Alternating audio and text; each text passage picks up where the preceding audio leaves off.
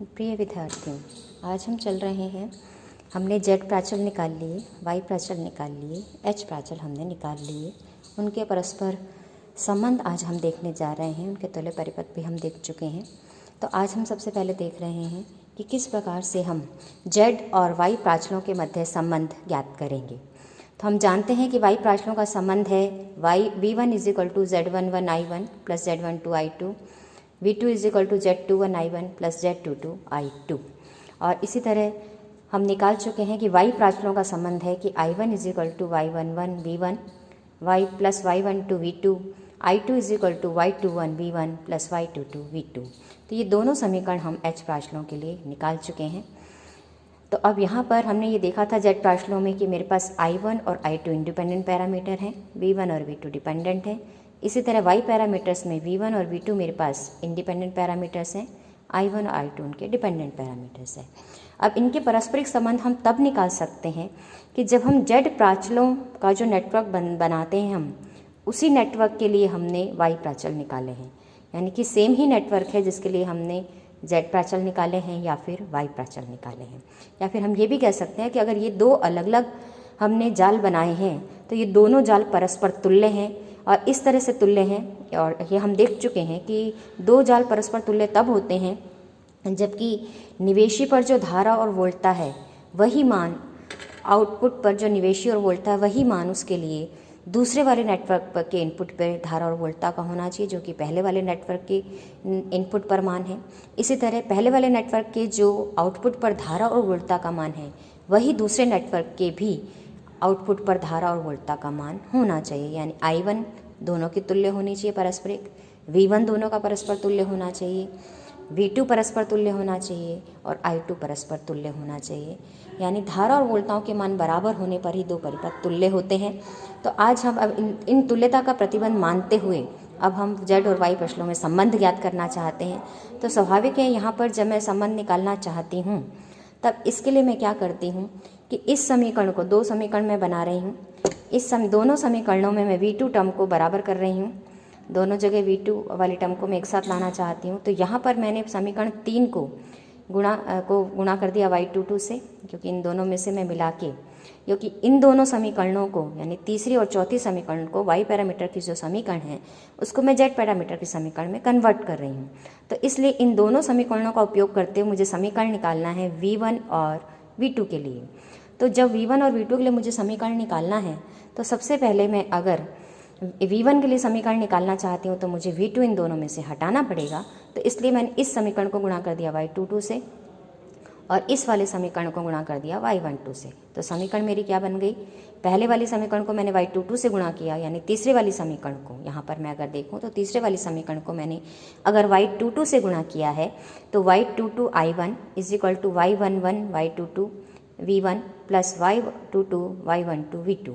इसी तरह जो I2 के लिए समीकरण थी उसको मैंने Y12 से गुणा किया तो मुझे क्या मिलता है कि Y12 I2, यानी इस समीकरण को हम गुणा कर रहे हैं तो Y12 I2 Y12 Y21 V1 + Y22 Y12 V2। अब इन दोनों समीकरणों को मैंने घटा दिया, आपस में घटा दिया, तो ये V2 वाली टर्म कॉमन थी, ये कट गई और ये दोनों आपस में घट गए तो मुझे क्या मिलता है कि Y22 I1 - Y12 I2 = V1 Y11 Y12 -Y12 Y21। अब इसको मैंने खोला तो मुझे मिलता है V1 का मान मुझे मिल जाएगा, यानी ये वाली समय इससे मैं डिवाइड कर दूंगी तो मुझे मिल जाएगा कि V1 = Y22 divided by Y11 Y22 -Y12 Y21 I1 plus इससे गुणा करूँगी, चूँकि इधर ये माइनस की टर्म, यहाँ पे ये माइनस की टर्म है इसलिए ये हो जाएगा, प्लस मैंने लगा दिया इसलिए माइनस मैंने यहाँ लिख दिया है, -Y12 divided by Y11 Y22 -Y21 I2। यहाँ अगर मैं देखूँ तो ये वाला जो नीचे वाला समीकरण है ये मैट्रिक्स है वाई उसके लिए, वाई पैरामीटर्स के लिए, ये हम पहले देख चुके हैं, इसलिए इसको मैंने लिख दिया डेल वाई से, यानी कि del Y = Y11 Y22 -Y12 Y21, यानी ये मैट्रिक्स जो है मेरी ये वाई मैट्रिक्स है। इसलिए इस फॉर्म में अगर मैं लिखती हूँ तो मुझे मिल जाएगा कि Z11 = अब मैं तुलना करती हूँ समीकरण 1 से।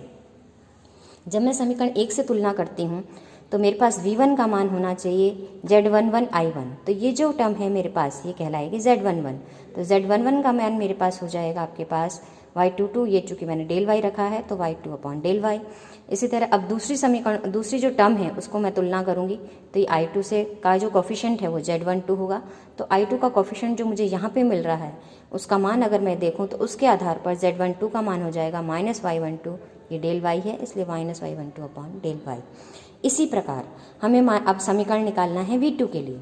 अब चूँकि V2 के लिए मुझे समीकरण निकालना है तो मैं समीकरण 3 को यानी इसको गुणा करती हूँ y21 से और इसको गुणा करती हूँ चौथी वाली समीकरण को y11 से।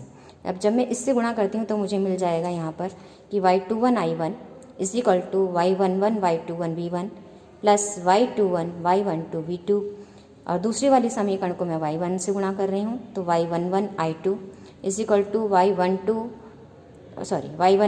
y21 V1 plus y11 y22 V2। अब इन दोनों को समीकरणों को वापस हमने एक दूसरे में से घटा दिया तो ये अब पहली बार V2 वाली टर्म कटी थी, इस बार हमारे पास ये V1 वाली टर्म सेम होने के कारण कट जाती है और बाकी टर्म्स को मैं घटा देती हूँ तो मुझे मिल जाता है y21 I1 minus y11 I2, और इस तरफ से मुझे V2 कॉमन लेने पर मिल जाएगा y21 y12 minus y11 y22, और ये चूँकि टर्म डेल y है तो वापस से मुझे मिल जाएगा माइनस V2 डेल y। अब V2 के लिए मैं सॉल्व करूँगी तो मुझे समीकरण मिल जाएगी minus y22 upon del y I1 plus y1 upon del y I2। अब यहाँ से अगर मैं इसकी तुलना करूँ मेरे Z पैरामीटर वाले समीकरण से तो V2 में जो I1 का कोफिशिएंट है वो होना चाहिए Z21 और I2 का जो कोफिशिएंट है वो Z22 होना चाहिए। इसलिए अगर मैं देखूँ तो मुझे मिल जाता है कि Z21 का मान मिल गया है मुझे minus y21 upon del y, और इसी तरह Z22 का मान मुझे मिल जाता है y1 अपॉन डेल y। तो इस तरह से मैं Z पैरामीटर्स के पूरे मैट्रिक्स को इस Y पैरामीटर्स से मैं जोड़ सकती हूँ। तो ये हो गया Z और Y के मध्य संबंध। तो हमने यहाँ Z का संबंध निकाला है Y से। अब इसी प्रकार हम इस समीकरण में I1 के लिए इसको सॉल्व करके और इसको यहाँ इन दोनों समीकरणों को मतलब I1 और I2 के लिए सॉल्व करके मैं उल्टा भी कर सकती हूँ, Y का पैरामीटर का संबंध Z से निकाल सकती हूँ। अब ये तो था Y और Z के मध्य संबंध, और अब हम देखते हैं किस प्रकार से हम Z और H पैरामीटर्स के मध्य संबंध निकालते हैं। तो Z और H प्राचलों के मध्य समीकरण निकालने के लिए हमें समीकरण दोनों की मालूम है। ये है Z प्राचलों के समीकरण और ये है H प्राचलों के समीकरण, जो कि हम पूर्व में भी निकाल चुके हैं और देख चुके हैं। अब मेरा उद्देश्य है कि वापस से कि मैं H प्राचलों को किस संबंध में निकालूं, Z के प्राचलों के से उसका संबंध निकालूं। तो यहाँ पर मुझे पहली समीकरण मुझे चाहिए V1 के लिए, और V1 के लिए मैं पहली समीकरण देखूँ तो ये V1 की ही समीकरण है। तो समीकरण 1 में मैं क्या करती हूँ, समीकरण जो 1 है मेरे पास उस पर I2 के लिए मान मैं निकालती हूँ, और I2 के लिए मैं मान निकालती हूँ तो मुझे क्या मान मिलेगा कि समीकरण 2 से मुझे क्या मिलता है कि Z22 I2 is equal to V2 minus Z21 I1, या फिर यहाँ से मैं सॉल्व कर लूँ तो I2 के लिए मुझे क्या मिल जाता है कि I2 का मान मिल जाता है V2 upon Z22 minus Z21 upon Z22 I1। अब यहाँ पर ये जो मान मुझे मिला है I2 का, इसको मैं V1 वाली समीकरण में यहाँ रख देती हूँ। तो यहाँ V1 वाली समीकरण में रख देती हूँ तो फर्स्ट टर्म तो एज इट इज़ है। सेकंड टर्म में मैं जब I2 का मान रखती हूँ तो मुझे क्या मिलता है कि Z12 upon Z22 V2 minus Z12 Z21 upon Z22 I1। अब इसको मैं सॉल्व करती हूँ। यहाँ पे मैंने I1 वाले टर्म्स को कंबाइन कर दिया तो I1 वाली बाहर आ गई। Z11 minus Z12 Z21 divided by Z22 plus ये second term as it is मेरे पास आ गई। अब मैं चूँकि ये समीकरण मुझे पूरा मिला, अब किसके लिए, V1 के लिए मिला, किसके टर्म्स में मिला, I1 और V2 के टर्म्स से। यहाँ पर पहले ये किसके टर्म्स में था, I1 और I2 के टर्म्स से। लेकिन अगर मुझे इसको H पैरामीटर से तुलना करनी थी तो मुझे इसको किस में चाहिए था, I1 और V2 के टर्म्स में। तो अब यहाँ पर मैंने V1 वाली समीकरण अब मेरी I1 और V2 के टर्म्स में आ चुकी है, इसलिए मैं इसको समीकरण 3 से, जो कि H पैरामीटर का पहला समीकरण है, उससे कंपेयर कर सकती हूँ। और अगर मैं इससे तुलना करूँ तो जो I1 का कोफिशिएंट है वो H11 होना चाहिए और जो V2 का कोफिशिएंट है वो H12 होना चाहिए। तो इसलिए H11 का मान, चूँकि I1 का कोफिशिएंट ये है तो ये हो जाएगा H11, यानी H11 is equal to Z11 minus Z21 divided by Z22, या फिर इसको मैं सॉल्व करूँ तो ये मुझे मिल जाता है डेल Z अपॉन Z22। अब इसी तरह V2 वाले कोफिशिएंट को मैं कंपेयर करूँ तो ये H12 होना चाहिए, इसलिए H12 is equal to Z12 upon Z22। अब मैं यहाँ समीकरण अब दूसरे को पुनर्व्यवस्थित करूँ तो मुझे जो मान चाहिए तो वो मुझे मान चाहिए I2 का। तो I2 का मान मुझे मिल रहा है और I2 का मान मुझे मिल रहा है यहाँ पर। अगर मैं देखूँ, ये मैंने जो समीकरण निकाल लिया है, इसमें I2 का मान मुझे मिला है V2 upon Z22 minus Z21 upon Z22 I1। अब इसको अगर मैं देखूँ तो ये समीकरण 4 के ही समरूप है। 4 में मुझे I2 का ही मान चाहिए I1 और V2 के टर्म्स में, और यहाँ पर मुझे भी I2 का मान V2 और I1 के टर्म्स में ही मिल रहा है। इसलिए I1 का जो कोफिशिएंट है वो H21 होगा। यानी I1 का कोफिशिएंट अगर मैं देखूँ तो I1 का कोफिशिएंट क्या है, माइनस Z21 H Z22। तो यहाँ पर H21 का मान मेरे पास हो गया Z21 Z22। इसी तरह V2 का कोफिशिएंट अगर मैं देखूँ तो V2 का कोफिशिएंट मुझे मिलता है 1 अपॉन Z22, तो H22 का मान हो गया 1 अपॉन Z22। इसी प्रकार इसका रिवर्स भी कर सकते हैं। यहाँ पर मेरे को H पैरामीटर्स के मान मिले हैं Z के टर्म्स में। अब मैं इसका रिवर्स भी निकाल सकती हूँ कि Z पैरामीटर्स का मान H पैरामीटर्स के टर्म्स में भी निकाल सकती हूँ। तो यहाँ पर मैंने जो किया है वो क्या किया था कि आपके पास जो समीकरण थे V1 और V2, उसको कन्वर्ट किया था V1 और I2 की टर्म्स से। अब मैं इसका रिवर्स करूँगी और समीकरण निकालूंगी V1 और I2 के लिए। तो V1 और V2 के लिए समीकरण निकालूंगी, किसको कन्वर्ट करूँगी, V1 और I2 को। तो यहाँ पर अगर मैं देखूँ तो पहले समीकरण जो मेरे पास है वो समीकरण में मुझे I2 चाहिए, V2 नहीं चाहिए। तो मैं क्या करती हूँ, इस समीकरण से V2 का मान निकालती हूँ, उसको इसमें रख देती हूँ। तो यहाँ इस समीकरण से जब हम V2 का मान निकालते हैं तो मुझे क्या मिलता है कि आपके पास ये मान मिल जाएगा मुझे, हम इसे भूल जाते हैं। तो मुझे मान क्या मिलेगा, यहाँ से अगर मैं निकालूंगी तो I2 अपॉन, यहाँ से अगर मैं देखूँ तो I2 upon Z22 minus H21 upon H22 I1, क्योंकि इस वाली टर्म को मैं अगर मैं यहीं रहने दूँ, इसको इधर ले जाऊँ तो ये बन जाएगा I2 माइनस H21 I1। और V2 का मान निकालने के लिए मुझे H22 से डिवाइड करना होगा, तो ये मान बन जाएगा मेरे पास I2 upon H22 minus H21 upon H22 I1।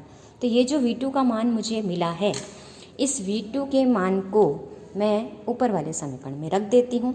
तो रखने पर ये समीकरण मैंने यहाँ मान रखा है और इसको सॉल्व किया तो ये हो जाएगा, I1 वाले टर्म्स को मैंने कंबाइन किया तो ये हो जाएगा H11 minus H12 H21 upon H22 I1। खोलने पर ये हो जाएगा H12 H22 I2 प्लस में। तो यहाँ पर जो I1 का कोफिशिएंट है वो मुझे देगा Z11 और जो I2 का कोफिशिएंट है वो मुझे देगा Z22। इसलिए मेरे पास जो Z11 मुझे मिलेगा वो हो जाएगा डेल H अपॉन H22, और Z12 मिल जाएगा वो हो जाएगा मेरे पास H12 अपॉन H22। इसी प्रकार समीकरण अगर मैं 4 को देखूं तो समीकरण 4 को मुझे कन्वर्ट करना है किसमें, V2 इज इक्वल टू ये I1 I2, तो ये V2 I1 I2 के टर्म्स में ही है, बस मुझे इसको रीअरेंज करना है और V2 का मान निकालना है। तो V2 का मान जब मैं निकालती हूँ तो मुझे मिलता है 1 अपॉन H22 I2, ये हम यहाँ रख भी चुके हैं, माइनस H21 H22 I1। तो यहाँ से अगर मैं कंपेयर करूँ तो V2 इज इक्वल टू है मेरे पास Z21 I1 plus Z22 I2। तो ये वाला जो कोफिशिएंट है I1 का, ये मान मुझे यानी कि माइनस H21 और H22 मुझे देगा Z21, और जो मेरे पास सेकंड टर्म है जो I2 का कोफिशिएंट है वो मुझे देगा Z22, यानी Z22 is equal to 1 upon H22। तो यानी आप दोनों काम कर सकते हैं। अगर H को आप Z के रूप में निरूपित कर सकते हैं तो Z को भी H के टर्म्स में निरूपित कर सकते हैं। इसी तरह Y को अगर Z के टर्म्स में हम लिख सकते हैं तो Z को भी Y के टर्म्स में हम लिख सकते हैं। अब लास्ट का हम देखते हैं Y और H प्राचलों में संबंध। बिल्कुल वही तरीका हम यहाँ भी ले रहे हैं कि यहाँ पर ये मेरे पास है Y प्राचलों का समीकरण, ये है H प्राचलों के समीकरण। तो अब मुझे Y प्राचलों के समीकरण को कन्वर्ट करना है और किस में लाना है, I1 I2 की बजाय लाना है मुझे V1 V2 की टर्म्स में, V1 I2 की टर्म्स में। तो पहली समीकरण अगर मैं देखूँ तो ये I1 V1 V2 की ही टर्म्स में है। तो बस इसको मुझे समीकरण 3 बनाने के लिए रीअरेंज करना है और मुझे मान निकालना है V1 का। तो मैं इसको रीअरेंज करती हूँ तो मुझे मिल जाता है Y11 V1 is equal to I1 minus Y12 V2। अब V1 का मान निकालने के लिए मैंने Y11 से डिवाइड कर दिया तो ये हो जाएगा I1 अपॉन Y11 और ये बन गया minus Y12 upon Y1 V2। तो समीकरण 3 से अगर मैं तुलना करूँ तो जो भी I1 का कोफिशिएंट है वो H11 हो जाएगा और जो भी V2 का कोफिशिएंट है वो H12 हो जाएगा। तो मुझे क्या मिलता है कि H11 is equal to 1 upon Y11 और H12 is equal to minus का Y12 अपॉन Y11। इसी तरह समीकरण 2 में मैं क्या करती हूँ, क्योंकि ये समीकरण 2 मुझे चाहिए I1 और V2 के टर्म्स में, लेकिन यहाँ पर V1 आ रहा है, तो ये जो V1 का मान मैंने पहले समीकरण से निकाला है वो मैं यहाँ रख देती हूँ। और अगर मैं यहाँ रखती हूँ तो ये समीकरण बन जाएगा I2 = Y21 upon Y11 I1 minus Y12 Y21 Y11 V2 plus Y22 into V2। अब I1 वाली टर्म को मैंने अलग कर लिया है और V2 वाली टर्म्स को अलग कर लिया है, कॉमन ले लिया Y2 यहाँ पर, तो मुझे मिल गया Y22 माइनस की टर्म को मैं बाद में लिख रही हूँ, तो Y22 minus Y12 Y21 upon Y11। इसको सॉल्व किया है तो ऊपर वाली टर्म मेरे पास आ जाती है Y22 Y11 minus Y12 Y21, और ये हमारे लिए डेल जेड वाई मैट्रिक्स है, इसलिए इसको मैंने डेल वाई से लिख दिया। तो पूरी समीकरण I2 की मेरे पास I1 और V2 की टर्म्स में कन्वर्ट होके आ गई। और I2 की टर्म्स को जब हम I1 और V2 की टर्म्स में लिखते हैं तो मुझे अच्छे से मालूम है कि I1 का कोफिशिएंट H21 होगा और V2 का कोफिशिएंट H22 होगा। तो इस आधार पर अगर हम देखें तो H21 का मान हो जाएगा Y21 अपॉन Y11, तो H12 मेरे पास हो गया Y21 अपॉन Y11 और H22 का मान मेरे पास हो गया डेल Y अपॉन Y11। तो इस प्रकार से हम परस्पर संबंध निकाल सकते हैं Z और Y के प्राचलों के मध्य, Y और H प्राचलों के मध्य, Z और H प्राचलों के मध्य। तो इस प्रकार से हम ये संबंध निकालते हैं। अब अगले हम देखेंगे किस प्रकार से हम इस 4 टर्मिनल नेटवर्क की निवेशी प्रतिबाधा निकालते हैं, निर्गत प्रतिबाधा निकालते हैं। धन्यवाद।